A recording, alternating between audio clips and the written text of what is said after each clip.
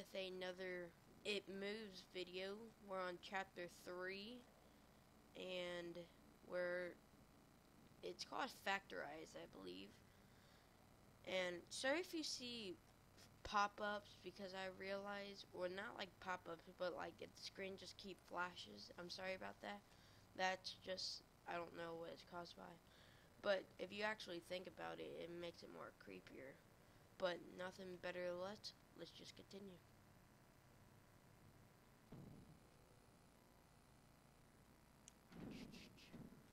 Okay, that dude's eyes flashing. A huge skull. A banner on a long pole. It's too old and turned to make out details. This looks like Satan's roller coaster. A banner on a long pole, too old to make out details. Huge skull. Huge skull. I wonder, those eyes though. Eyes getting. Okay, don't know what just happened. I'm assuming something's going to be chasing me. Pitch black. Antichrist. Some kind of altar.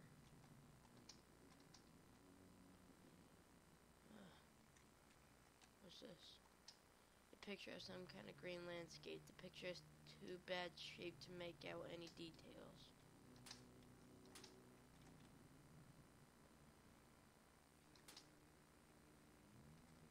Dude, that noise in the background is just creepy. Some kind of machine. Some kind of machine. Let's go this way.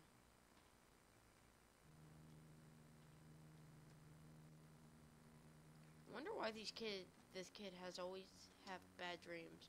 Looks almost like the lights in the runaway at airports. Almost looks like the lights on the runaway at airports. Interesting. A large fan circulating the stuffy air.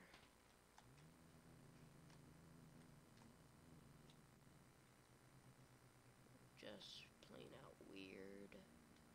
Creepy. Okay, there's something over there. So I'm assuming I have to find some kind of button, lever, possibly. What was it? Hello? Some kind of machine.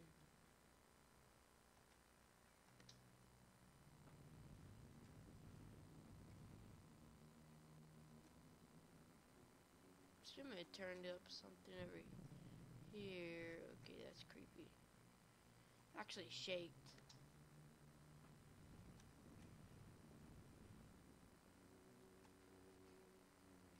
Apparitions are just creepy.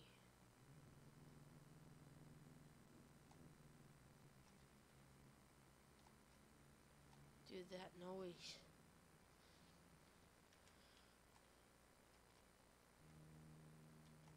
Thought I saw like an apparition or something.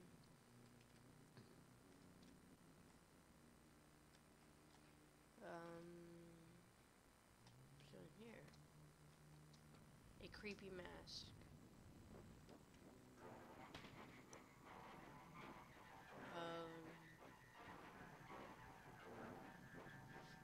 Oh god, not the face again. It's smiling now. Oh no. Oh, dude, that's just creepy. How's it over here now? It's just... No. Who would do that? Honestly, if I was in this situation, I would pinch myself to force to wake up, not just wait until I'm scared half to death to wake up.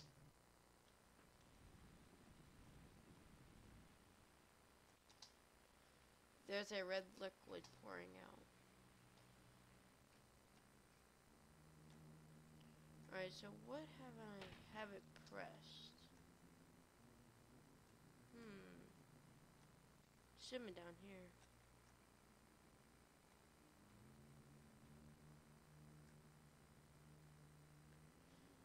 guess I want to keep walking until I find it, I guess.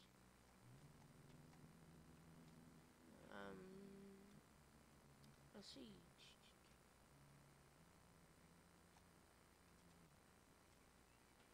Okay, not that way. It's not this way. Even though that's creepy.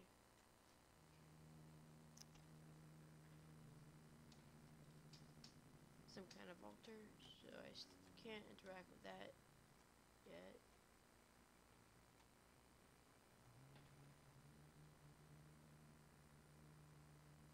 Oh jeez, I don't even know where to go. Over here maybe? Not sure if I've been over here. Nope, haven't. What is that? It's creepy. This entire place is creepy. Already been over there. Maybe it opened up here. Yep.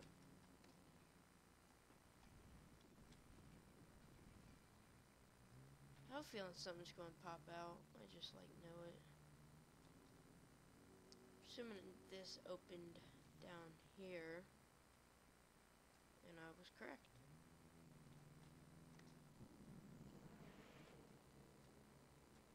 What was that?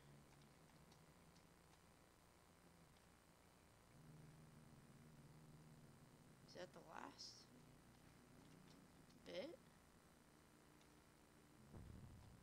Oh god.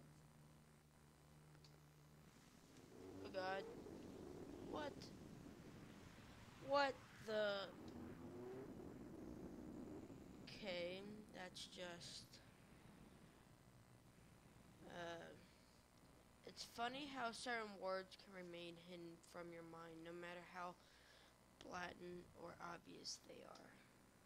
One word came to me that night, lying there in the darkness, alone, frightened, aware of a rotten change in the atmosphere, a thickening of the air as if something had displaced it. As I heard the first casual twist of the bed sheets below, the first anxious increase in my heartbeat at the realization that something was once again in the bottom bunk, that word.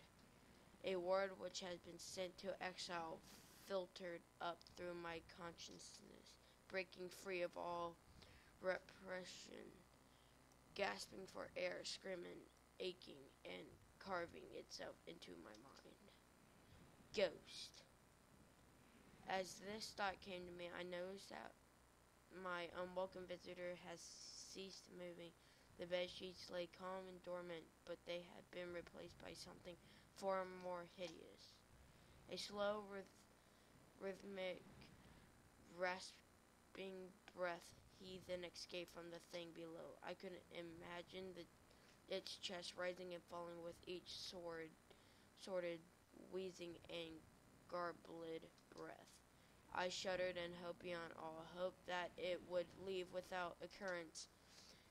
The house lay as it had the previous night in a thick blanket of darkness. Silence prevailed, all but for the perverted breath of my as yet unseen bunkmate. I lay there terrified. I just wanted this thing to go. Just leave me alone. What did it want? Then something unmistakably chilling transpired. It moved. It moved in a way different from before. When it threw itself around in the bottom bunk, it seemed unrestrained, without purpose, almost animalistic. For that thing lying there in the darkness, that thing which seemed intent on terrorizing a young boy, calmly and nonchalantly sat up. Its labored breathing had come louder. Now only a mattress and a few flimsy wood slats separated my body from the unearthly breath below. I lay there, my eyes filled with tears, a fear which words cannot relate to, or anyone else coursed through my veins.